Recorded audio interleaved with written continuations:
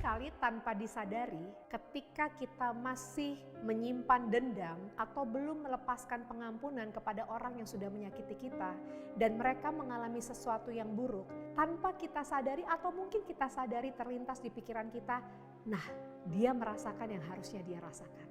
Atau mungkin dalam bahasa sehari-hari dikatakan rasain. Akhirnya dia mengalami dan menerima konsekuensi karena dia menyakiti saya. Tetapi berbeda dengan halnya Daud. Daud seperti kita ketahui selalu dikejar-kejar oleh Saul, bahkan Saul sangat membenci Daud. Berulang kali Saul berusaha untuk membunuh Daud. Tetapi kalau kita membaca di 2 Samuel 1 ayatnya yang ke-11 dan 12, respon Daud ketika dia mengetahui bahwa Saul dan Yonatan anaknya gugur di medan perang. Daud bersedih hati. Yang pertama, Saul tetap merupakan orang yang diurapi bagi Daud. Dan kedua, Yonatan adalah seorang sahabat yang melebihi saudara begitu erat dengan Daud. Tetapi walaupun dua orang ini memiliki kedekatan yang berbeda, Daud sama-sama mengalami rasa sedih dalam dirinya.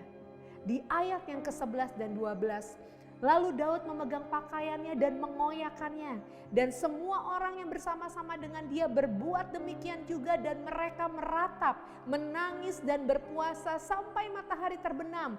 Karena Saul, karena Yonatan anaknya, karena umat Tuhan dan karena kaum Israel sebab mereka telah gugur oleh pedang. Sepertinya saat itu ingatan Daud akan hal-hal yang menyakitkan yang dilakukan Saul sepertinya kalau kita membaca dilupakan oleh Daud.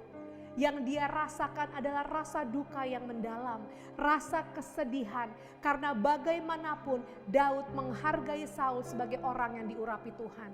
Dia melepaskan pengampunan, dia melupakan bencinya Saul kepada dirinya dan dia tidak berpikir untuk balas dendam atau terlintas dari pikirannya dia mengutuki Saul.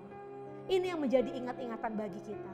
Siapapun orang yang mungkin melukai kita, apakah itu pemimpin rohani, orang yang kita kasih ataupun orang yang bertentangan dengan kita. Firman Tuhan mengingatkan hari ini, kalau kita mengambil untuk mengampuni dan melepaskan pengampunan dan tidak mendendam, maka kita sanggup mengasihi mereka, bahkan kita bisa merasakan kepedihan yang mereka rasakan. Jangan menendam, lepaskan pengampunan dan terimalah kasih karunia Tuhan yang membebaskan. Tuhan Yesus memberkati.